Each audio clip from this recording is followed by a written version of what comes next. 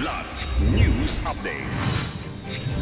Mga balita ngayon, 63 dating rebelde naghain ng amnestiya sa San Fernando, Bukidnon. Muling sagupaan sa Sheriff Saidona Mustapa, Maguindanao del Sur, ceasefire muling ipinatupad. 6.8 million pesos halaga ng shabu na samsam sa bypass sa Lapu-Lapu City, habal-habal driver arestado. Ako po si Cesar Soriano para ihatid ang mga nangungunang mga balita sa buong kapuluan. Ngayon, Pinangunahan ng 1003rd Infantry Brigade ang programang Balik Loob na nilahukan ng 63 dating rebelde noong Pebrero 28 sa San Fernando, Bukidnon.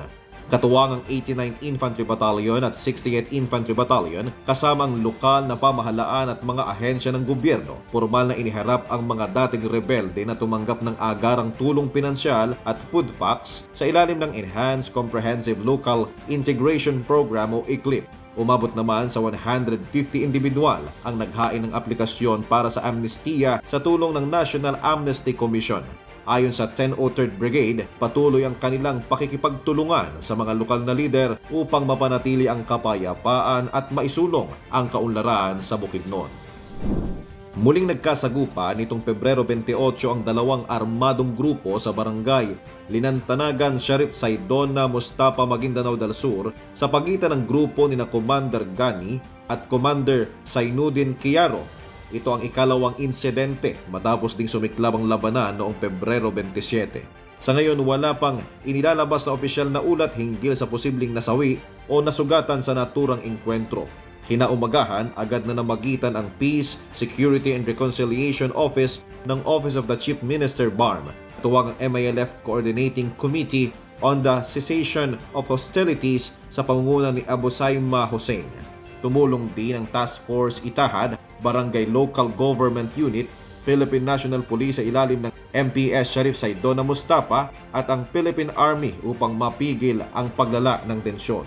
Dahil sa agarang pakikipag-ugnayan ng mga kinaukulan, muling ipinatupad ang ceasefire at patuloy ang pagbabantay ng mga otoridad upang matiyak ang kapayapaan sa lugar.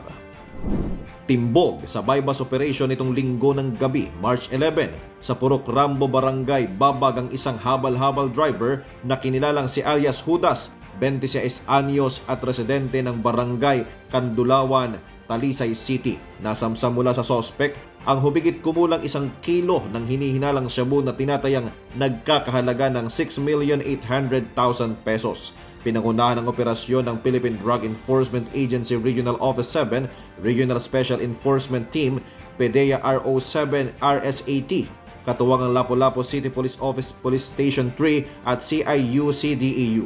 Dumalo bilang mga saksi ang isang kagawad ng Barangay Babag, kinatawan ng media at ng Department of Justice National Prosecution Service. Naharap ang sospek sa kasong paglabag sa Comprehensive Dangerous Drugs Act of 2002. Para sa Kidlat News Channel, ito si JP Adaw nag-uulat. ako po si Cesar Soriano, kasama nyo sa bawat pagputo ng balita.